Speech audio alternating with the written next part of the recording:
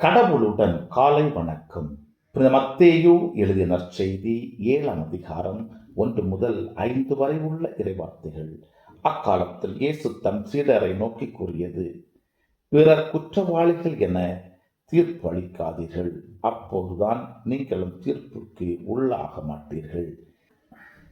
நீங்கள் அளிக்கும் தீர்ப்பையே நீங்களும் பெறுவீர்கள். நீங்கள் எந்த அளவையால் அளக்கிறீர்களோ அதே அளவையால் உங்களுக்கும் அளக்கப்படும். உங்கள் கண்களில் இருக்கும் மரக்கட்டையை பார்க்காமல் உங்கள் சகோதரர் அல்லது சகோதரியின் கண்ணில் இருக்கும் துரும்பை நீங்கள் கூர்ந்து கவனிப்பதேன்? அல்லது அவரிடம் உங்கள் கண்ணிலிருந்து துரும்பை எடுக்கட்டுமா என்று எப்படி கேட்கலாம்? இதோ உங்கள் கண்ணில் தான் மரக்கட்டை இருக்கிறதே. வெளிவேடக்காரரே, முதலில் உங்கள் கண்ணிலிருந்து மரக்கட்டையை எடுத்துரையுங்கள். அதன்பின் உங்கள் சகோதரர் அல்லது சகோதரியின் கண்ணிலிருந்து துரும்பை எடுக்க உங்களுக்கு தெளிவாய் கண் தெரியும்.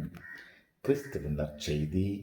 இந்த நாள் இனிய நாளாக அமைய வாழ்த்துக்கள்.